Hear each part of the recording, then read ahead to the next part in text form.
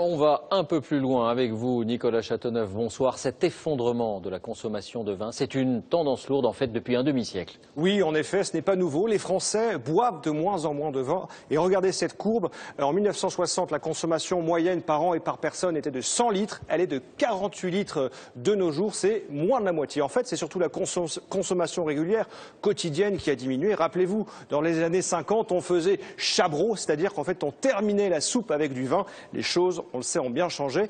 Mais attention, par habitant, les Français sont encore parmi les plus gros consommateurs de vin au monde. Alors le vin, c'est un secteur stratégique pour la France et pas seulement pour l'amour de l'art. Les viticulteurs doivent-ils se faire du souci? Eh bien, pas vraiment, David. La France est encore le pays qui produit le plus de vin au monde, devant l'Italie, devant l'Espagne et loin devant l'Australie, l'Argentine ou bien encore la Chine. Et puis surtout, nous sommes le pays qui exporte le plus. Si l'on prend l'ensemble des vins et spiritueux français, eh bien cela représente, David, tenez-vous bien, l'équivalent de 41 à 380 exportés par an, soit l'équivalent de 10 milliards d'euros. C'est énorme. Et nous sommes aussi, heureusement, très présents sur les nouveaux marchés. Rien qu'en Chine, par exemple, eh bien, les ventes de vins français ont été multipliées par 6 en 5 ans. Donc les vins français ont encore de beaux jours devant eux. Voilà, conclusion, on en boit moins, mais on en exporte encore plus. Beaucoup. Merci Nicolas pour ces précisions.